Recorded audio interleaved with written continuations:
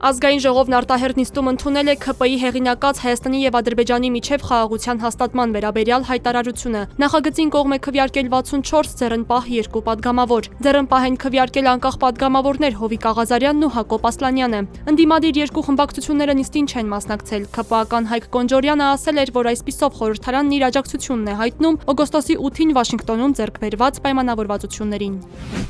Եվրոպական խորհրդի նախագահ Անտոնիո Կոշտան շնորհավորել է Հայաստանի վարչապետ Նիկոլ Փաշինյանին եւ Ադրբեջանի նախագահ Իլհամ Ալիևին ձեռք բերված խաղաղության կապակցությամբ։ Կոշտան այս մասին ասել է Կոպենհագենում Եվրոպական քաղաքական համայնքի 7-րդ գագաթնաժողովի նիստում։ Ֆրանսիայի նախագահ Էմանուել Մակրոնը նույնպես շնորհավորել է երկու երկրների ղեկավարներին, նշելով, որ Հայաստանի եւ Ադրբեջանի միջև խաղաղության հռչակագրի ստորագրումը նշանակալի նվաճում է։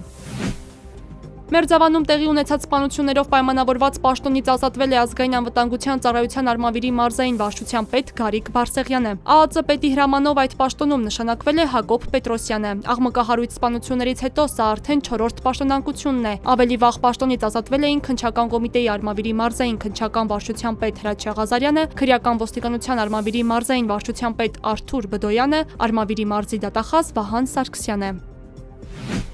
Բագրատ arczepiskopos Գալստանյանի եւ 17 այլ անձի գործով այսօրվա դատական նիստին պաշտպան Հովանես Խուդոյանը բացառք է հայտնել բարույթով ներգրավված բոլոր հանրային մեղադրողներին 5 դատախազի։ Բացարկի հիմքը հայտնի ձայնագրությունն է։ Պաշտպանի պնդմամբ քրեական վարույթի նյութերում առկա է կեղծիք։ Խուդոյանը նշել է, որ երկխոսության առանձին հատված դուրս է բերված արձանագրություններից քննարկման բովանդակությունն այլ համատեքստում ներկայացնելու համար, եւ համատեքստից կտրված բովանդակությունը հետագայում օգտագործվել է Քննչական կոմիտեի պաշտոնական հաղորդագրություններում, ՔԿ նախագահի գլխավոր դատախազի հանրային հեռուստաընկերության հետ հարցազրույցներում, ինչպես նաև Ազգային ժողովի Հայաստան խմբակցության անդամ Արթուր Սարգսյանին անձեռնմխելիությունից զրկելու եւ ազատազրկելու վերաբերյալ գլխավոր դատախազի ներկայացրած միջնորդությունում։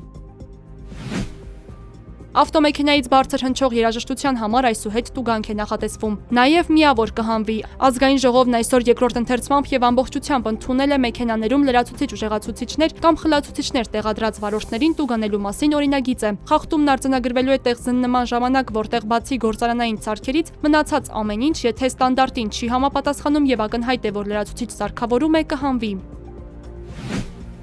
Ռուսաստանի նախագահի խոսնակ Դիմիտրի Պեսկովը մեկնաբանելով լրատվամիջոցների տեղեկություններն այն մասին, որ ԱՄՆ-ն հնարավոր է հետախուզական տվյալներ կփոխանցի Ուկրաինային Ռուսաստանի խորքային թիրախներին, մասնավորապես էներգետիկ ենթակառուցվածքներին հարվածներ հասցնելու համար, նշել է, որ դրանք դատարկ տեղը չեն առաջանում։ Նրա պնդմամբ ԱՄՆ-ն մշտական ռեժիմով հետախուզական տվյալներ է փոխանցում Ուկրաինային։ The Wall Street Journal-ը հղում անելով իր աղբյուրներին հայտնել էր, որ ԱՄՆ նախագահ Դոնալդ Թրամփը թույլ է տվել Ուկրաինային տրամադրել հետախուզական տվյալներ Ռուսաստանի էներգետիկ ենթակառուցվածքներին հրթիռային հարվածներ հասցնելու համար։